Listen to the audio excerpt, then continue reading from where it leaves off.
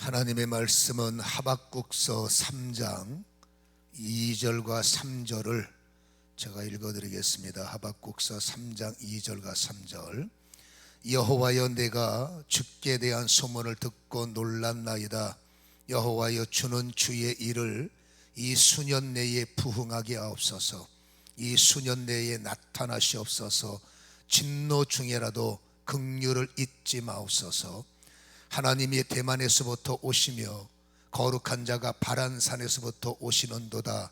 그의 영광이 하늘을 덮었고 그의 찬송이 세계에 가득하도다. 아멘. 오늘도 하나님의 은혜가 우리에게 강력하게 임함으로 더 깊은 깨달음을 주시고 새로운 부흥이 시작되기 위하여 우리의 심령 골수에 하나님의 강력한 말씀이 아버지의 새로운 힘으로 자리 잡기를 원합니다.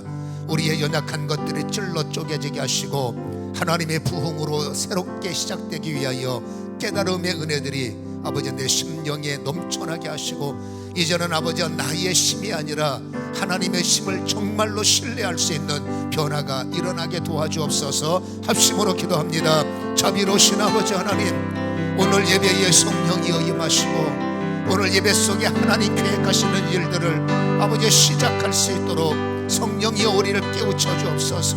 아버지며 가지고 있는 모든 영적 포화들이 다시 한번 우리 속에 아버지 불일 듯 회복되게 하시고 이미 하나님이 주신 무궁 영광이 우리 안에 아버지 알미여 참으로 잠복해 있습니다. 아버지 활성화되지 못하고 있습니다. 이제 그 모든 진리의 바다가 이제 그 모든 진리의 소산들이 우리의 무지를 깨치고 휘장을 찢어서 내 속에서 마음껏 생수처럼 쏟아지게 하셔서 하나님이 원하시는 빌립 같은 집사, 하나님이 원하시는 바울 같은 목사, 하나님이 원하시는 아버지 거룩한 아버지며 종들이 되도록 아버지며 일꾼들이 되도록 우리를 새롭게 하여 주옵소서. 성령이여 운행하시옵소서. 성령이여 사로잡아 주시옵소서. 나의 아버지며 연약함이 찢어지게 하시옵소서. 하나님의 거룩함으로 채워지게 하시옵소서. 우리의 무기력이 소멸되게 하시옵소서. 하나님의 강력함이 아버지며 뿌릴 듯 내 안에서 시작되게 하옵소서. 새로운 부흥을 아버지 이루어 주옵소서. 악한 원수를 제압하게 하시고 이제 세상을 쫓는 자가 아니라 성령을 쫓아 행하는 우리가 되도록 성령이여 임하소서. 다시 한번 장악하소서. 한 번 더 기회를 교회와 아버지며 성도들의 가정들과 우리들에게 부어주셔서 하나님이 원하시는 부흥의 사람들로 하나님이 원하시는 산증인들로 아버지며 증거하게 하여 주옵소서. 우리를 만나는 자가 예수를 만나며 우리를 아는 자들이 생명을 얻는 아버지 놀라운 일들이 시작되게 도와 주시옵소서. 원수를 제압하시고 들을 길을 열어주시고 말하는 자 듣는 자가 성령 안에서 하나로 일치되게 도와 주시옵소서. 의탁하며 예수님의 거룩하신 이름으로 기도하옵나이다. 아멘. 지난주에 말씀을 다 끝내지 못했기 때문에 오늘은 지난주 너희의 믿는 자들에게 그 배에서 생수의 강이 흘러나리라, 우리가 요한복음을 강의하고 있는데 그 말씀의 연장으로 오늘 말씀을 우리가 나누기를 원합니다. 이 하박국서에 보면은 하나님의 명령이 들어 있습니다. 그 명령이 뭐냐면 수년 내에 주의 부흥이 이루어지기를 원한다. 수년 내에 주의 부흥을 이루라. 이것이 주님의 하박국서의 명령이죠.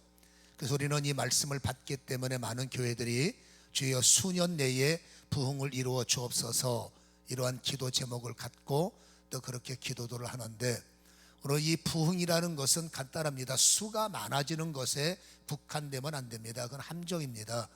여러분, 하나님이 원하시는 부흥은 하나님이 일하시는 현장의 연장이에요. 여기서 부흥 리바이블이라는 것은 하나님이 하나님 되시는 현장, 그것이 음부가 됐던 아골골짜기가 됐던 광야 같은 곳이 됐던, 중요한 것은 하나님이 어둠 속에 함께 하셨고 하나님이 광야 속에서 일하시면 부흥이 일어난단 말이에요. 죽는 자들이 살아나는 부흥, 약한 자들이 강해지는 부흥, 하나님을 잃어버린 영혼들이 하나님을 되찾는 부흥. 그러니까 부흥이라는 말을 성경적으로 묵상을 하면 정말로 은혜가 되는 거예요. 그래서 부흥은 교회의 사이즈가 넓어지는 그런 여러분 이상한 부흥을 바라보는 것이 아니라 반드시 교회 안에 영으로 보면 질적인 부흥이 일어나서 여러분 교회의 진리가 부흥돼야 되고 또 예배가 부흥돼야 되고 특별히 한 사람 한 사람 마음속에 하나님이 원하시는 진리의 부흥이 반드시 일어나야 됩니다. 그래서 하나님이 일하시는 나, 하나님의 일하심을 어느 곳에 가든지 나타내는 나, 그래서 그것이 세계가 하나님의 교구라라는 은혜로운 말들을 하지 않습니까? 그래서 성도가 가는 곳에서 하나님이 일하셔야 되죠. 그래서 여러분 부흥은 하나님이 일하시는 것, 우리는 이렇게 정의할 수가 있는 겁니다. 중요한 것은 하나님이 일하시면 그 밖에 우리는 여러분 객체가 목적으로 기도한단 말이에요. 하나님 객체의 부흥을 주옵소서. 그러니까 타락이 오는 거예요. 사람이 많아야 되고 돈이 많아야 되고 명예의 부흥, 외적인 부흥, 썩어질 것의 부흥, 어느 순간부터 부흥이 오염이 되고 타락이 돼서 엉뚱한 부흥을 외칩니다. 그래서 부흥 됐어요 그러면 아유 우리는 부흥 안 됐어요. 왜요? 우리는 겨우 30명밖에 안 돼요. 그 30명의 영혼이 얼마나 소중합니까? 그 30명의 영혼이 하나님이 원하는 부흥을 이루면 여러분 세속적인 3,000명의 모임보다 압도적인 은혜가 있는 거예요. 그러니까 우리는 부흥하면 나는 돈이 없어서 부흥이 안 됐어요. 그 부흥을 오해하는 겁니다. 아 우리 교회는 아직도 멀었습니다. 여러분 부흥을 오해하면 안 돼. 물론 여러분 부흥의 하나의 열매가 부흥으로 인하여 사람들이 오는 것도 있지만은 그것은 한쪽 편인 것이지 그게 부흥의 전부가 돼서는 안 된다는 겁니다. 하나님이 원하시는 참된 부흥은 하나님이 일하시는 거예요. 하나님이 주가 되시고 하나님이 힘이 되시고 내가 했던 일들이 하나님의 일로, 내가 살아갔던 현장이 하나님이 일하시는 현장으로 바꿔놓는 것이 하나님이 원하는 참된 부흥이기 때문에 우리 열방교회도 몇 명 모입니까? 그 몇 명 모이는 게 뭐가 중요합니까? 여러분 우리 교회가 중요한 것은 하나님의 부흥이 있어야 된다는 거예요. 하나님이 일하시는 교회, 하나님이 주도하시는 교회, 하나님이 역사하시는 교회. 그래서 여러분 참되게 하나님이 원하시는 부흥이 저와 또 여러분의 가정과 우리 모두에게 일어나기를 간절히 소원합니다.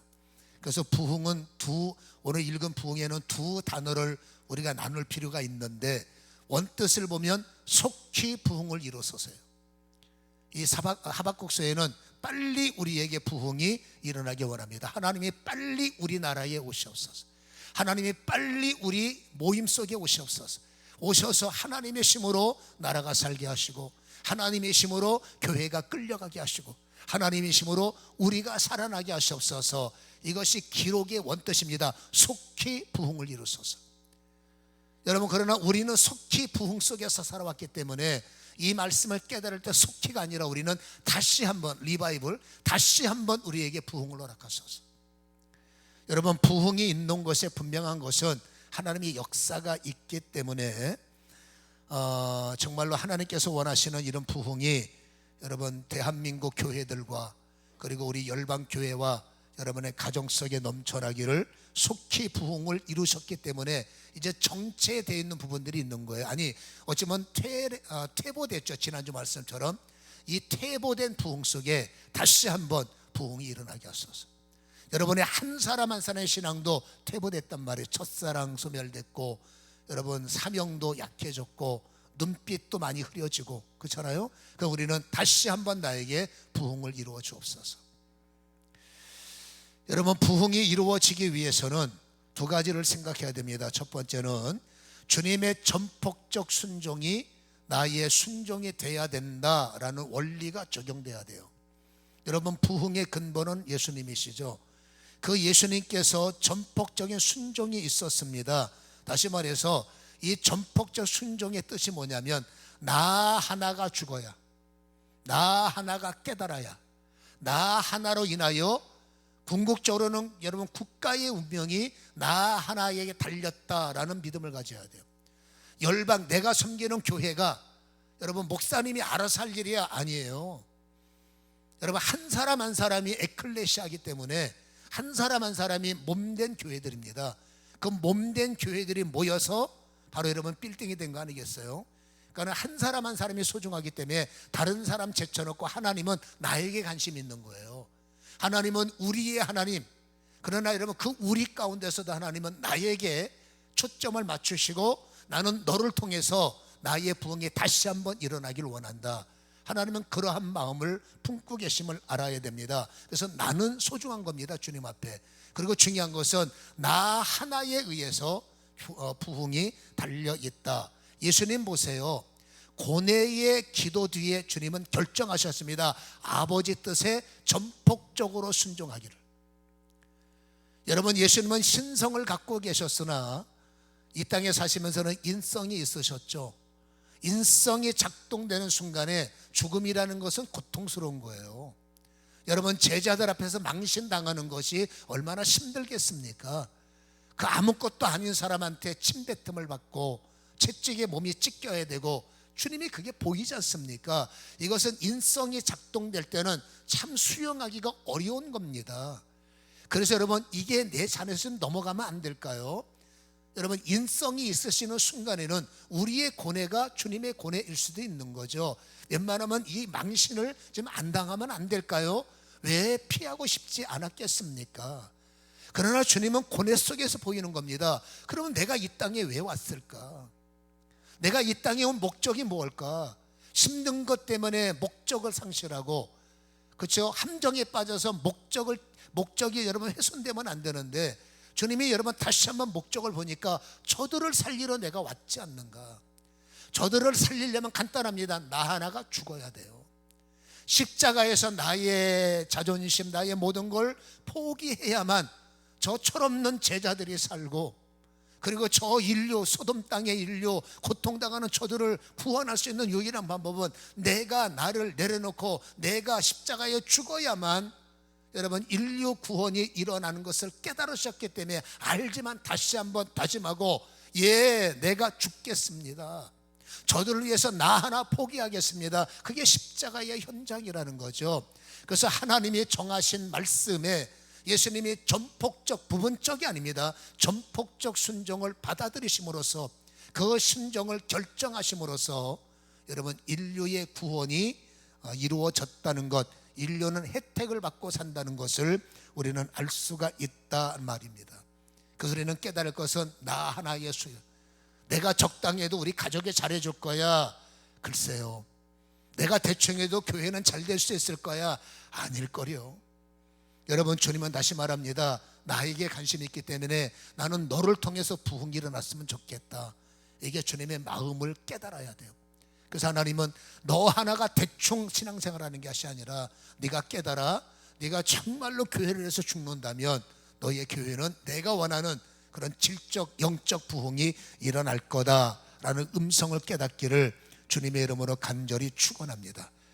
그래서 여러분, 전폭적인 순종이 일어나야 되는데, 실제적으로 사도들이 주님의 명령에 부분적 순종이 아니라 그때는 부분적일 수밖에 없는 것이 여러분 너무 힘드니까. 그러나 어떤 진리를 듣고 깨달아서 제자들도 전폭적 순종을 주님 앞에 드리는 겁니다. 그래서 여러분, 누가복음 24장 49절에 보면 예수님께서 마지막 현장에서 여러분 승천하시면서 제자들에게 중요한 명령 하나를 던지십니다. 너희의 생각 갖고는 안 된다. 마음으로는 뭐든지 다 할 수 있지만은, 마음은 원하지만 현장 속에 노출되어 있는 너희들은 현장을 바라볼 때마다 두려움이 올 수밖에 없고, 현장을 바라볼 때마다 고백했던 기도를 수천 번도 뒤집을 수 있는, 변질시키는 세상의 무서움이 너희의 목에 칼이 되고 있는 거예요. 그래서 마음은 기도할 때 다 하고 싶죠. 예배 드릴 때 은혜 받으면 뭐든지 다 하고 싶죠. 그러나 삶의 현장에는 그걸 용납하지 않는 게 현실입니다. 그러니까 우리의 힘으로, 나는 내 힘으로 버텨볼 거야, 나의 신앙의 힘으로 버텨볼 거야, 충분히 이해는 되지만 주님이 안 돼 말하죠. 그거는 무조건 급한 마음으로, 뜨거운 마음으로 무조건 성 떠나서, 이건 믿음의 성입니다. 성을 떠나서 개척을 하고, 성을 떠나서 하나님이 잘하게 해주실까, 나는 학벌도 있어, 배움도 있어, 준비도 된 것 같아, 이제 됐어, 나는 후원자들도 있어, 잘할 거야. 그거는 세상의 방식이죠. 여러분, 믿음의 사람들은 후원의 줄이 달라져요. 믿음의 사람들은 살아가는 개체가, 여러분 주체가 달라져야 됩니다. 나의 후원은 오직 예수죠. 나의 힘은 오직 예수죠. 근데 우리는 여전히 뭡니까? 객체인 나의 중심, 객체인 나의 인맥, 객체인 나의 준비가 내 인생을 잘되게 할 것 같아. 그게 세상의 방식, 옛사람이잖아. 그러나 새 사람을 입었으면 이제는 내 주체가 객체로 밀려버리고 내 안에 뭐가 와야 된다고요? 예수 그리스도가 주체가 돼야 되죠. 그러니까 이제는 내가 사는 것이 아니라 성경대로 위로부터 힘이 올 때까지 기다려라. 성교 급하게 나갔다가 망신당하지 말고 위로부터 죽어도 살 수 있는 힘, 망신당해도 웃을 수 있는 힘, 어려워도 할렐루야 할 수 있는 힘이 올 때까지, 그건 여러분 훈련으로 되는 게 아니에요. 신앙생활 30년에도 어려울 때 할렐루야 소리가 안 나와요. 위기 속에서 나 예수 믿을 거예요, 당신 죽을 거야, 아니면 어떻게 예수 부정하고 살 거야 라는 현실적 위험이 오면 거의 아유 죽으면 안 되죠. 이게 솔직히 지금은 무슨 고백을 못 하겠습니까? 베드로 보세요. 주님 죽으세요? 나 죽을 거예요. 어디 가세요? 따라갈 거예요. 이게 거짓말 아닙니다. 그러고 싶은 게 마음이지만 현장 빌라도 법정에 서슬퍼런 칼날 앞에 아유 나 저 인간 모릅니다, 이게 현실이에요. 주님이 그럽니까? 너 인간 그러면 안 돼. 부활 후에 네가 어떻게 나한테 그럴 수 있느냐? 한 번도 주님은 책망하셨습니다. 왜? 인간은 그럴 수밖에 없는 겁니다. 위로부터 능력이 와서 나의 비겁함을 감춰주시고, 없어지지 않습니다. 감춰주는 거예요. 죄가 없어집니까? 주님께서 눌러주시는 거죠. 인간이 예수 믿는다고 완벽하게 의인이 됩니까? 의롭다 함을 입는 겁니다. 죄가 여전히 내 속에 있어요. 예수님이 의의 힘으로 내 죄를 막아주시는 것뿐이지, 예수 믿는다고 죄가 싸그리 사라집니까? 그럼 여러분들은 천사가 돼야 돼요. 인간은 아닙니다. 죽을 때까지 죄와 싸우다가, 그렇죠, 마지막 믿음 갖고 죽어야 되는 거죠. 다시 말합니다. 위로부터 내가 힘을 보내줄 때까지 목사들이여 개척하지 말라, 선교사들이여 급하게 선교지 떠나지 말라. 어느 교회에서 돈 몇 푼 지원한다고 그것 믿고 떠났다 큰일 납니다. 장로님들, 권사님들, 안수집사님들, 아 이제 돈 벌 수 있을 것 같아. 여러분 보셔야죠. 선교지 승리해야죠. 개척했으면 잘 돼야죠. 근데 그게 내 개신 갖고는 안 된다는 얘기입니다. 주님이 신신당부합니다. 위로부터 능력이 덮일 때까지 절대 떠나지 말라. 24절 49절에 볼지어다 내가 내 아버지께서 약속하신 것을 너희에게 보내리니 너희는 위로부터 능력으로 잎이 올 때까지 이 성에 머물라 하시니라. 제자들은 또 된 것 같아요. 부활의 주님을 만나 뵙고 요한의 아들 시몬아 설교했지 않습니까? 너는 사랑하지. 주님은 가고 만나 손잡고 같이 예배드리고 안수받으니까 또 속에서 뭐가 될 것 같은 착각이 오는 겁니다. 될 것 같은 마음을 확정시키시는 분이 성령이요, 잘할 수 있습니다라는 고백을 고백되도록 밀어주시는 분이 성령이시기 때문에, 그 성령이 이때는 아직 오시지 않았잖아요. 그 성령이 너에게 올 때까지 너는 절대로 성 떠나지 말고 여기서 기다리라 라는 말씀을 우리는 잊어버리면 안 돼요. 철저한 원리에 여러분 부분적으로 깨닫지 마시고 전폭적으로 이해하시는 이런 은혜가 일어나기를 주님의 이름으로 소원합니다. 오늘 제자들이 여러분 그 말을 듣고 예, 급하지만 예 해서 마가 다락방 가서 열흘 동안에 기다리는 겁니다. 오늘이 그 약속날인가, 내일이 그 약속날인가. 여기도 재밌는 사건이 많았겠죠. 열흘 동안 다 버텼겠어요? 남은 사람이 120명이겠죠. 그렇죠? 예수님의 제자들이 120명밖에 없었습니까? 더 많은 사람들이 합류했다가 들랑달랑도 했겠지만, 여러분 마지막 순간까지 주님의 약속을 기다렸던 120명에게 우리가 알다시피 사도행전 그 유명한 2장 1절로부터 4절이 시작된 거죠. 위로부터 성령님이 그들에게 부어주시는 현장을 우리는 알지 않습니까? 오순절 날 이름에 위로부터 성령이 그들에게 임하셨고, 여러분 성령이 모든 자들에게 가득 임하심으로 여러분 그들에게 4절이 뭐예요? 성령이 말하게 하심을 따라 입을 열기 시작하는 역사가 일어나기 시작하지 않습니까? 그들에게 성령이 말하게 하심을 따라, 이거는 단순히 뭐 성령이 방언하게 하신다, 거기에 초점을 맞추면 안 돼요. 여러분 성령이 나에게 힘으로 오시는 순간부터 어떤 현상이 시작되는구나를 바라주는 겁니다. 그 현상이 뭐냐? 기도하는 자에게는 성령을 힘입어 기도할 수 있도록. 사도행전의 방언은 이상한 방언 아닙니다. 급할 때 쓰는 영의 방언이 아니라 모든 사람들이 알아듣는 언어, 이 알아듣는 언어를 내가 말하면 설득력이 빈곤해요. 그러려면 내 똑같은 말을 성령이 말하게 하심을 따라 나의 이 설교 원고를 성령이 장악하시고 나의 가르칠 티칭을 성령이 말하게 하심으로 바꿔주시면 똑같은 내 말인데 말의 파워가 다른 겁니다. 그 말에 생수가 흐르는 거예요. 그 찬양에 생수가 흐르는 거예요. 제가 여기 오기 전에 그냥 오지 않습니다. 많은 시간을 쭈그리고 앉아서 오늘도 제가 설교합니다. 하나님, 저는 보잘것없잖아요. 그러나 그냥 이 찾아오신 분들이 그냥 가면 되겠습니까? 제 말에 좌우에 날쌘 검이 있게 하셔서 좀 깨닫게 하시고 이해하게 하시고 동의하게 하시고. 여러분, 그래서 성령의 말하게 하심을 따라 입을 열 때 여러분 사람들의 반응은 다르지 않겠습니까? 오늘 성경의 말은 그런 의미입니다. 여러분들이 자녀를 훈육할 때도 그냥 엄마의 사랑만 갖고는 부족합니다. 여러분, 성령의 말하게 하심을 따라가 엄마의 사랑 속에 애드가 된다면, 더해진다면 금상첨화겠고, 나의 노래 속에 성령이 찬양의 기름을 부어준다면 그 찬양에는 다윗의 수금 속에 사울의 저주를 끊어버리는 악신을 떠나게 하는 힘이 생기는 거예요. 얼마나 위대합니까? 여러분, 이 성령의 기름 부으심이 여러분들에게 부어지기를 원할 때 필요할 때만 오세요. 필요할 때만이 아니라 전폭적으로 성령을 신뢰하는 저와 여러분이 되기를 주님의 이름으로 간절히 축원합니다. 그렇게 해서 전폭적으로 성령을 신뢰했더니 기절초풍할 일들이 벌어지는 겁니다. 사도행전 5장 12절에 보면 사도들이 학벌도 없는 분들이에요. 기름 부음을 받아서 사도라는 유명의 옷을 입었지만 한 분 한 분을 내면을 들여다보면 여러분 아주 밑바닥에서 살아왔던 분들입니다. 웬만한 사람들 안중에도 없던 분들입니다. 이분들에게 위로부터 전폭적인 하나님의 지원이 시작된 거예요. 이분의 학벌 없는 속에 누구보다 똑똑한 지식을 부어주시고 여전히 비겁함이 있었지만 비겁함 위에 강력함으로 덮어주셔서 가난도라 들어라. 어디서 그런 용기가 나왔을까? 성령의 힘입니다. 그러나 베드로는 여전히 비겁자예요. 사도들의 손으로 민간에게 표적과 기사를 많이 일어나매 믿는 사람이 다 마음을 같이하여 쏠모는 행각에 모이고 14절 믿고 죽게 나오는 자가 더 많으니 남녀의 큰 무리더라. 남녀의 큰 무리, 더 배운 사람, 더 잘난 사람, 더 여러분 강력하신 분들 왜 없겠습니까? 이런 분들이 여러분 베드로라는 한 사람 얼마나 초라합니까?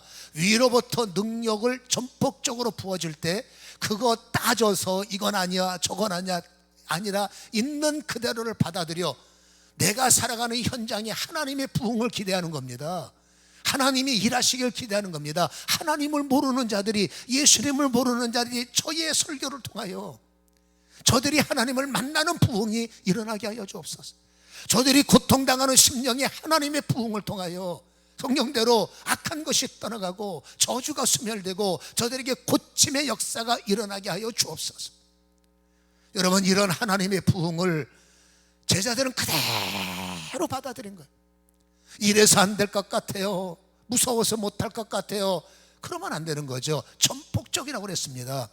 그랬을 때 여러분 수많은 사람들이 그 하나님이 일하는 부흥의 현장 앞에 사도들에게 발을 끓는 물을 끓게 하는 겁니다. 하나님의 일 앞에 그들이 다 경배하고 존중하는, 그리고 연합하는, 그리고 하나가 되는 이런 위대한 역사가 시작이 되었고, 사도행전 2장 41절에는 한 번 설교에 3,000명이 세례를 받는 이런 전무후무한 역사가 시작되고 있다.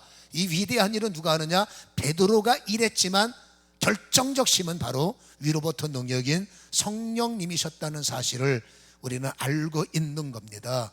이게 성령을 힘입은 결과예요. 저는 그래서 강조하지 않습니까? 우리도 성령을 힘입고 삽시다. 나라는 사람의 힘을 의지하지 말고 겉사람이니까 새 사람이 뭡니까? 속 사람이 뭡니까? 성령님을 힘입고 살아갑시다.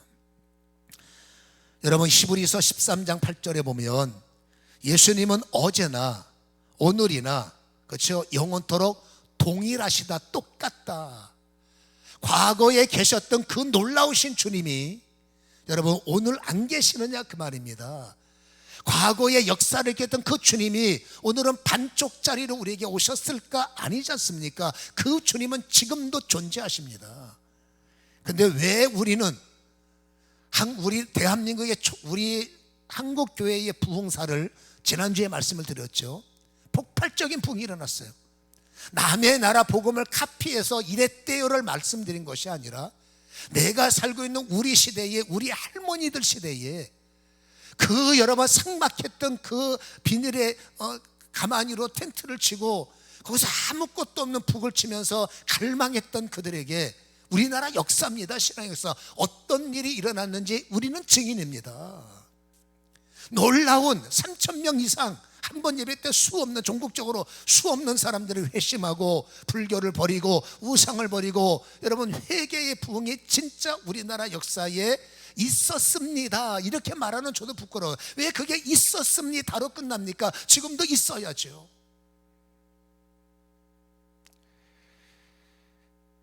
여러분, 이것은 교회에서만 일어나는 현상이 아니라는 거예요. 제일 중요한 건 에클레시아는 하나님은 한 사람 한 사람이 소중합니다. 너희가 하나님의 성전인 것과 한 사람 한 사람이 소중하기 때문에 하나님은 나를 통해서 부흥을 원한다고 했지 않습니까? 근데 왜 우리는 이토록 한 사람 한 사람 소중한 분들이 여기 얼마나 많이 모였습니까? 왜 우리는 부흥이 하나님이 원하시는 기대도로 일어나지 않을까? 우리가 믿는 교회는 작은 교회인가? 우리가 알고 있는 하나님은 작은 하나님인가? 아닙니다.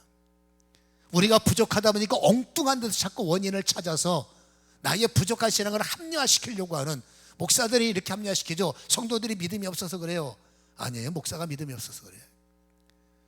여러분, 성도들은 따라오는데 목사의 리더의 중요성입니다. 우리 아들이 믿음이 없어요. 죄송하지만 장로님이 믿음이 없어서 그래요. 우리 딸이 믿음이 없어요. 권사님 죄송한데 권사님이 믿음이 없어서 그래요. 그 자녀를 뒤집어 엎을 수 있는 게 부흥의 힘인데 엄마의 잔소리로 아버지의 잔소리로 애들을 여러분 제압하니 심 없는 애들은 따라오지 힘 있을 때 아버지 말 듣습니까? 안 듣습니다. 오직 하나님의 부흥만이, 그 가정에 하나님의 부흥의 힘이 임해야만이 그 부흥의 권위로 자녀들을 변화시키는 거예요. 우리는 여러분 믿음으로 양육한다 하지만 여러분 부흥의 힘이 약해. 염려는 큰데 걱정은 여러분 태산 같은데 여러분 기도의 힘은 너무나 초라한 겁니다. 성령은 뭡니까? 태산 같은 걱정을 덮으셔야 돼. 내가 할 수 없는 무능함을 할 수 있는 유능함으로 성령은 덮으셔야 돼요. 이 덮으시는 게 뭡니까? 부흥입니다. 여러분 권사님들이 부흥돼야 돼. 장로님들이 부흥돼야 돼. 안수 집사들이 부흥돼야 돼요. 여러분 내 안에서 부흥이 시작돼야 그때서 우리 애들이 말을 안 들어 먹어요 이 소리가 안 나오죠. 여러분 지금도 부흥은 시작이 됩니다. 아직도 늦지 않았습니다. 이제는 여러분 속기가 아니라 다시 한번 우리 가정이 다시 한번 나에게 부흥이 시작되게 도와주옵소서. 이렇게 반드시 기도하시기를 축원합니다. 근데 우리는 여러분 하나님을 인정하지 않아요? 아니요. 하나님을 잘 인정합니다. 너무나 잘 알고 있습니다. 근데 왜요? 순종이 안 돼서 그래요. 순종을 안 한다고요? 아니 순종을 안 한다는 게 아니라 제가 전제를 드렸죠. 역사를 이루는 예수님과 제자들을 보니까 전폭적 순종이었다. 근데 우리는요 순종을 해요. 근데 어떤 순종이냐? 부분적. 내 마음대로 내가 주체가 돼서 살다가 내가 주체할 수 없는 일만 터지면 예수여, 내가 할 수 있는 힘은 주님이 왜 필요합니까? 내가 여러분 갈 수 있는 일에 주님이 왜 필요하겠어요? 우리는 여러분 지성의 벽이 너무 높아요. 과학의 벽이 너무 높아요. 기술의 벽이 너무 높아서 이 세상 것에 매료됐다고. 우리는 세상 것에 매료돼서 세상의 힘의 재미를 느껴서 세상의 힘으로 살다가 기도하지 않아도 세상에 매료된 힘이 도와주는데, 여러분 주님이 역사하지 않아도 어떤 것은 매료된 것들이 도와주는데 이것까지 안 되면 그때는 어떡할까요? 기도죠. 왜 그거를 여러분 부분적으로만 여러분 다시 말합니다. 내가 가지고 있는 매료된 힘을 버리라는 게 아닙니다. 물론 그것이 성령의 힘을 입고 진리에 눈을 뜨면 이거는 아니네 가려는 낼 수 있겠지만, 하나님은 네가 살던 송아지 다 버리고 네가 가지고 있는 기구를 다 버리고 오직 나만 따라와, 그건 제자들이죠. 하나님이 우리가 세상에서 평신도로 살아갈 때 하나님은 내가 가지고 있는 매료된 것 중에서 버릴 건 버리게 하시지만, 어떤 것들은 더 전폭적으로 하나님의 힘으로, 우린 그렇지 않습니까? 아버지 잘 만났으면, 부모님이 힘이 있었으면, 인맥의 네트워크에 뭔가 권력만 있었으면 이 고생 안 할 텐데, 그래도 고생들 해요. 그냥 쓸데없는 비교하는 거지, 권력이 있다고 여러분 권력이 있는 만큼 고통이 없는 줄 아십니까? 가장 중요한 건 뭐예요? 내가 가지고 있는 가야 할 이것에 완벽하신 일시적으로 있다 말 권력이 도와주는 게 아니라, 영원할 수 없는 어떤 힘이 나를 돕는 것이 아니라 영원한 권력과 영원한 힘과 영원한 능력이 예수지 않습니까? 그것이 나를 덮어서, 그것이 나를 영원히 후원하고 영원히 밀어주기를 원하시기 때문에 이 일에 우리는 어린 아이가 돼야 돼요. 우리 1세대 할머니들, 우리 1세대 할아버지 권사님들, 장로님들 다 어린아이셨어요. 여러분 80, 70 드셨어도 60 드셨어도 그들은 주님 앞에 와서는 어린아이셨어요. 물론 그들이 생각이 작아서 그럴까요? 학벌이 작아서 그럴까요? 그런 것도 있을 수 있겠죠. 세상이 정보화되지 못했던 시절이고 매료될 수 있는 것들이 별로 없었기 때문에 이거라도 잡아야 내가 지푸라기겠네 라는 그런 암담한 현실이었기 때문에 더 그들이 하나님 앞에 매료될 수 있는지 몰랐지만, 아무튼 여러분 그래도 그들은 주님 앞에서는 진짜 순수했어요. 그러면 그런가 보다 자료를 보면, 저러면 저런가 보다 자료를 보면, 4번 모이라 그러면 군소리 없이 기도해야 됩니다만 아무 소리 없이, 그게 초창기였다는 겁니다. 그들은 시간이 남아 돌았을까요? 농사 짓는 분들이, 그들도 바쁘신 분들이죠. 그러나 그들은 순수했어요. 그러면 그런다 하니까 순수해서 그렇게 받아들인 그 어린아이의 심정 속에 하나님의 부흥은 시작된 거예요. 다는 아니겠지만 지금도 순수한 분들이 많지만 우리는 여러분 지성이 커졌어요. 아는 것이 많아졌어요. 판단력이 압도적으로 뛰어났어요. 그리고 여러분 개인의 독선과 그 독선이 만들어낸 집단적 이기주의가 여러분 강력하게 교회를 저항합니다. 이렇게 판단합니다. 저렇게 판단합니다. 여러분 만드신 창조 세계를 피조물이 판단하고 피조체가 여러분 교회를 핍박을 하고 있는, 하나님의 나라를 핍박하는 웃지 못할 현상이 사단에 의해서 조작되고 있는 거예요. 안타까운 거죠. 그래서 여러분 이렇게 우리가 다시 한번 정말 하나님의 부흥이 내게 일어나기 기대한다면 뭐가 문제일까? 순종도 하는데, 나는 예수도 믿는데, 그건 알아요. 근데 전폭적으로 당신이 순종하고 있습니까? 아니면 부분적으로 순종하고 있습니까? 100% 부분적이에요. 필요할 때만 예수, 힘들 때만 예수, 살만하면 내 힘대로. 여러분 이 연약함을 정리할 수 있다면 여러분 하나님은 전폭적인 후원자에게 전폭적인 은혜를 부어주심을 깨닫기를 주님의 이름으로 간절히 축원합니다. 그래야 두 번째가 됩니다. 첫 번째는 뭐라고요? 전폭적으로 순종해라. 그러면 전폭적 순종자에게 두 번째로 위로부터의 하나님의 힘을 우리에게 부어주신다. 아멘. 우리가 읽은 성경 말씀에는 하나님이 대만에서부터 오시며 거룩한 자가 바란산에서부터 오시는도다. 그의 영광이 하늘을 덮었고 그의 찬송이 세계에 가득하다 기록되지 않았습니까? 여러분 대만과 바란이라는 것은, 이것은 그 당시의 지역을 보면 에돔 땅이에요.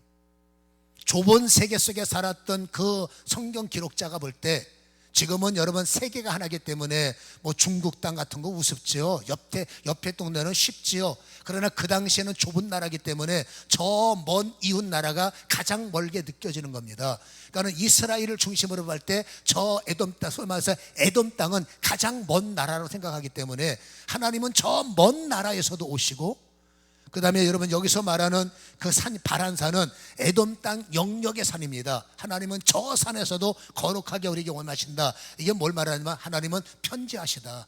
먼 곳에도 계시고 가까운 데도 계시다. 그것을 우리에게 말씀해 주고 있죠. 그것으로부터 오신 하나님이 영광이 하늘을 덮고 그의 찬송이 세계에 가득하기를 원한다. 이 말을 우리는 깨달을 필요가 있는 거죠. 여러분, 성령님은 어느 곳에 편지하시기 때문에 내가 가는 어디에도 하나님은 계시는 거예요. 아니, 하나님의 세계는 일터라는 것을 잊지 마시고 그 일터에서 작동하시는 하나님의 여러분 메인, 소위 말해서 중심이 어디냐? 한 사람 한 사람 안, 내 심령 안이 성령이 일하시는 현장이에요. 소위 말해서 그 하나님께서 가장 중심적으로 일하시는 데가 인간이라는 겁니다. 고린도전서 3장 16절에 보면 네 몸이 하나님의 성전인 것과, 중요한 단어입니다, 하나님의 성령이 네 안에 계시는 것을 알지 못하느냐. 내가 어느 날 복음을 들었어요. 예수를 인정합니다. 예수님 내 안에 오시옵소서, 예수가 나의 구주입니다. 이거를 인정할 때, 인정하게 하는 시인은, 성경에서는 그럽니다. 종교는, 여러분, 신앙은 아무나 예수 믿는 게 아니에요. 저는 여러분 임종의 현장을 수없이 경험하기 때문에 죽음의 현장 속에서 아멘하는 것이 기적이라는 걸 압니다. 그 마지막 현장에 제발 한마디, 할아버지 아멘 한마디만 하세요. 안 합니다. 어떤 분은 여러분 생각지도 않았는데 아멘 하세요. 아멘 합니다. 물론 그분 뒤에는 오랫동안 성령을 받은 자의 기도가 쌓여 있기 때문에 마지막 임종 때의 위대한 승리의 현장이었지요. 그러나 어떤 분들은 기도가 약하면 여러분 그거 아멘 한마디 하는 거, 할아버지 지옥 가면 안 되잖아요. 천국 가셔야 됩니다. 천국 가는 길은 딱 하나입니다. 예수가 나의 구주라는 걸 아멘만 안 하시면 돼. 할아버지 아멘 하세요. 아멘 하세요. 안 해요. 저는 그 현장을 가슴 겹게 아파서, 이게 아멘은 아무나 하는 게 아니구나. 우리는 여러분 아멘 아멘 너무 쉽게 하니까 잘된 건가? 여러분 저는 압니다. 그 아멘이 얼마나 축복인 줄 아십니까? 아멘을 쉽게 하든 어쩌다든 그 아멘하는 입술이 복된 거예요. 그러나 복된 자의 아멘이 왜 아멘의 단어로만 끝나야 되냐 그 말입니다. 아멘이신 예수님이 내 삶의 부흥의 힘이 되셔서 내 삶을 전폭적으로 밀어주셔서 나를 기준으로 해서 가정이 회복되고 교회가 부흥이 시작되는 이런 놀라운 일이 일어나기 위해서 성령은 내 안에 계셨는데, 문제는 성령님이 잠잠한 게 문제죠. 여러분, 성령님이 정신없이 다니셔야 되는데 왜 내 안에서는 성령님이 잠잠하실까? 그러다 일주일에 한 번 성령님이 오시옵소서, 한 달에 한 번 성령님 필요합니다. 그러진 않으십니까? 여러분, 성령님을 잠잠케 하면 안 돼. 성령님은 순간순간마다 힘이 되셔야 되고, 성령님은 순간순간마다 역사가 되셔야 됨을 기억하시기를 축원합니다. 통증이 있을 때 성령님 이 통증을 장악하소서. 내가 만나야 되는 사람이 아주 괴팍합니다. 내가 저 사람을 바꿀 수 있는 힘이 턱없이 부족한데 피할 수 있는 운명도 아니니 하나님 제발 원하느니 하나님의 임재가, 성령 임재가 저분에게 임하셔서 저분의 강팍함이 부드러워지게 하시고, 하나님 저 마음이 일체가 되도록 기름 부어주옵소서. 그거를 계속해서 기도해 보세요. 놀라운 것은 성령은 그렇게 하신다는 거예요. 여러분, 성령님을 인정해야 되는 거죠. 그래서 인간의 메커니즘을 우리가 열어본다면, 인간은 여러분 영혼육이 되어 있습니다. 이건 부정할 수가 없잖아요. 여러분, 영혼육에서 우리가 예수를 시인할 때 성령님은 우리 안에, 영은 보이지 않아요. 그러나 인간의 영을 부정할 사람이 누가 있습니까? 성령님은 우리 영에 오셔서 인간의 영과 하나가 되시는 거예요. 놀라운 일이죠. 하나님의 영이 인간의 영과 하나가 되는 그 인간은 얼마나 막강한 힘을 저정하게 됩니까? 그래서 여러분, 성령님은 끝없이 인간의 영에게 정보를 주시고 알려주시고 탄식도 하시고 깨닫게 하시기도 하고 이끌어 주시기도 하고 말씀을 들을 귀를 열어주시기도 하고, 그러니까 이 성령이 인간의 영을 장악해야 설교가 들리는 거예요. 여러분, 인간의 힘만 갖고는 설교는 말도 안 됩니다. 성경은 이게 말이 안 되는 거예요. 왜 성경이 은혜가 되느냐? 성령이 인간의 영을 장악하고 인간의 혼에 영향을 미치는 것을 혼이, 지정의가 동의하는 겁니다. 예수를 동의하는 겁니다. 그러면 여러분 이해가 되고 깨달아지고 은혜가 돼서 진심의 눈물이, 그리고 진정한 자유가 선포되는 현상을 본다면, 그게 이루어진다면 성령이 나를 주도하기 시작했고 내 마음이 그걸 인정하기 시작하는구나. 그렇게 메커니즘이 열려지는 거예요. 그리고 여러분, 가장 중요한 것은 우리는 여러분 홀로 살아가는 존재가 아니라 더불어 사는 존재이기 때문에 내 안에 계신 성령님이 나를 주저하셔서 나 혼자 행복하고 나 혼자 예배자고 나 혼자 거룩하고 나 혼자 잘하고, 주님의 입장으로 볼 때는 잘하지만 어디다 써먹냐라고 말해요. 너 잘하지만 어디다 써먹냐. 너 혼자 예수 믿으라고 내가 너를 오늘까지 사랑한 게 아니잖아. 너도 누군가에게 빚을 졌기 때문에 오늘이 있는 것처럼 너도 누군가에게 내 빚을 갚아야 되잖아. 누군가에게 영향력을 행사하기를 주님은 원하신다라는 거죠. 그래서 기름 부음은 반드시 흘러나와야 돼요. 내 안에 계신, 보세요, 두 가지 단어를 잊지 마세요. 임재와 기름 부음이라는 단어, 이것이 혼합돼서 사용하는 경우를 봤는데 이건 명확하게 분리가 돼야 됩니다. 임재는 성령이 내 안에 오셔서 예수를 시인하게 하시는 상태예요. 그러니까 임재는 뭡니까? 이미 내 안에 안에 계시는 성령님. 기름 부음이 뭡니까? 이 안에 계시는 성령님이 어제 지난주 말씀처럼 그 배에서 생수가 흘러나가게 하는 거예요. 여러분, 생수가 흘러나와야 도움이 되고 생수가 흘러나와야 능력이 되는데, 주님은 그러잖아요. 네 배에서 생수가 흘러나와야 된다. 근데 우리는 안 흘러요. 그냥 나 혼자만 잘하면 됩니다. 이것도 여러분 전폭적 순종이 아닌 거예요. 여러분, 기름 부음의 신비를 아십니까? 기름 부음의 여러분 놀라움을 아십니까? 여러분, 기름 부음은 정말로 신비가 있습니다. 그 신비의 서곡이 제가 자주 말하는, 저는 사역의 핵심이 창세기 1장 2절이에요. 흑암과 혼돈과 공허, 삭막하지 않습니까? 근데 놀란 것은 하나님의 신이, 성령이 흑암과 혼돈과 공허를 덮어서 운행하셨을 때 일어나는 영적 현상을 제가 말씀드렸죠. 여러분, 이게 뭐예요? 기름 부음의 서곡이에요. 성령께서 흑암을 덮기 시작했고 혼돈을 덮기 시작했고 어둠을 덮기 시작했을 때 하나님이 빛이 있어라 선포가 이루어지는 거예요. 여러분, 성령이 운행하시는 곳에 여러분 목사님이 안수를 하든지, 예를 들어서 아니면 내 말씀 속에 이루어질지어다 라는 선포가 일어날 때 성령은 잠잠고 계시는데 혼자 기도하고 목사가 안수하고 난리쳐봤자 머리만 아픈 거예요. 왜 저 사람에겐 역사가 일어나느냐? 간단합니다. 성령이 일하시는 거예요.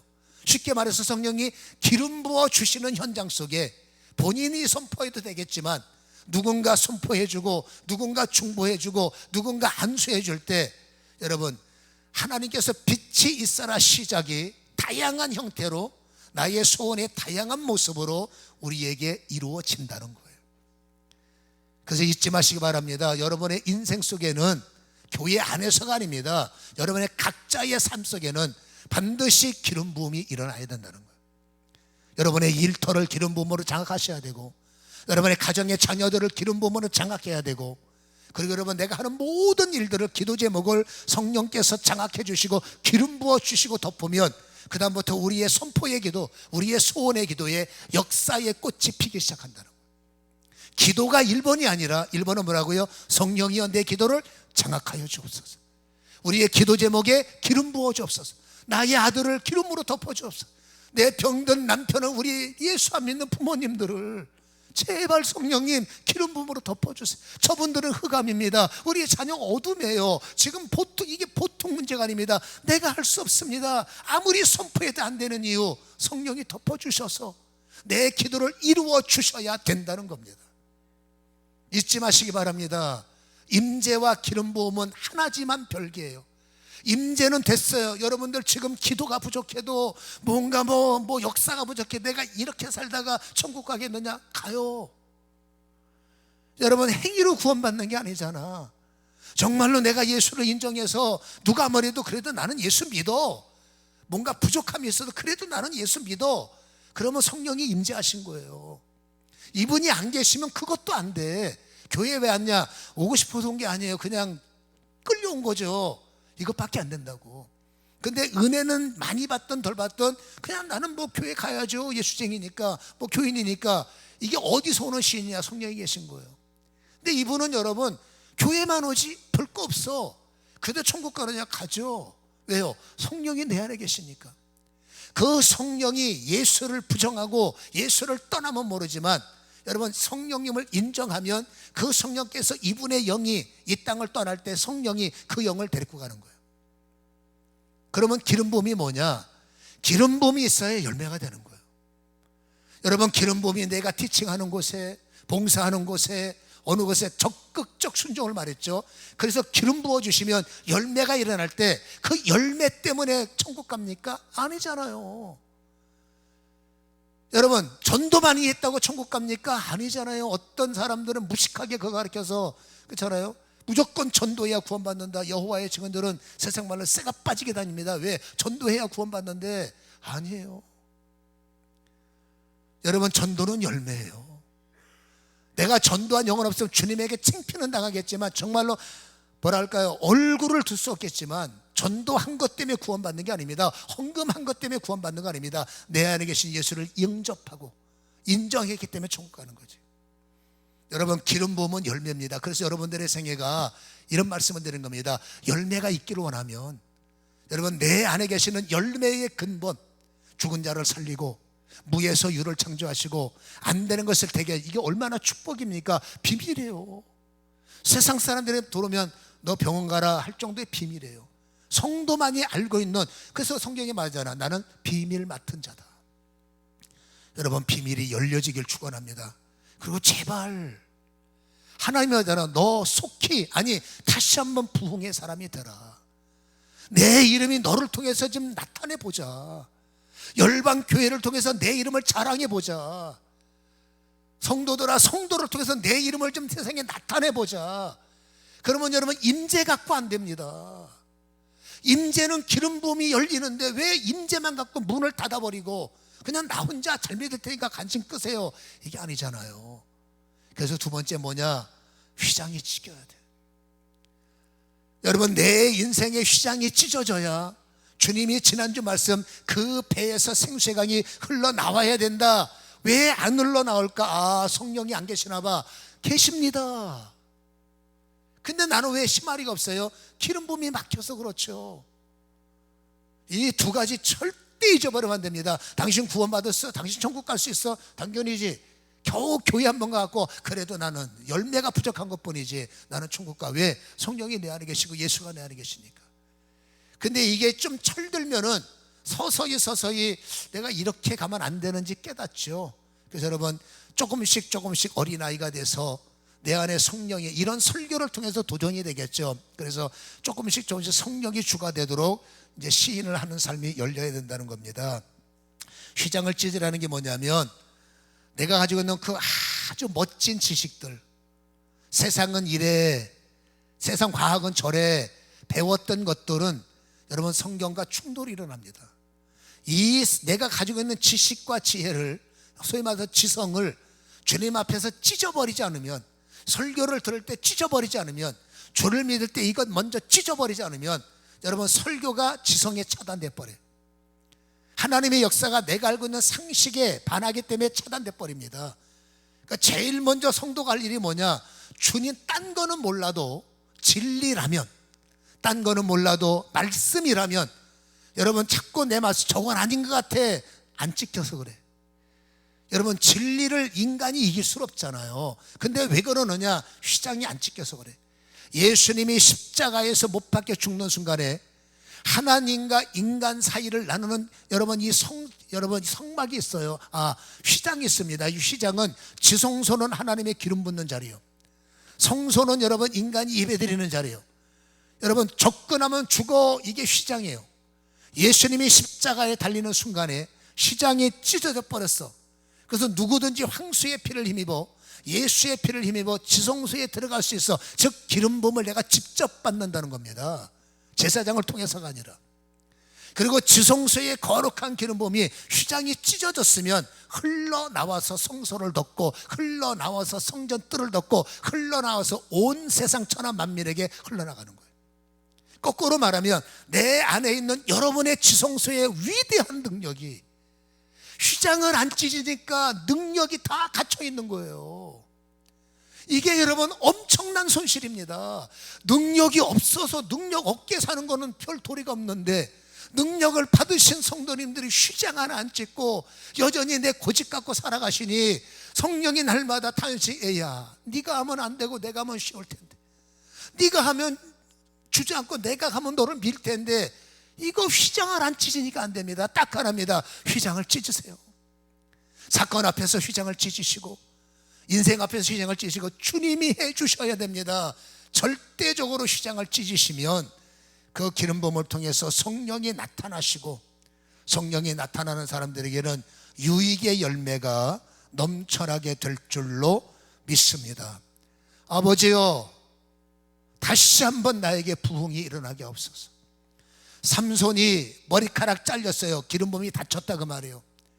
망신당했습니다. 기름 부음이 터질 때는 힘있게 살다가 잡혀서 기름 부음, 이게 머리 잘리고 비밀이 들통나가 잘리고, 그때 눈 뽑히고 망신당할 때 삼손이 이런 기도하죠. 하나님, 한 번만 힘주세요. 오늘 이제 한 번만 힘주셔서 이 원수를 갚았으면 좋겠습니다.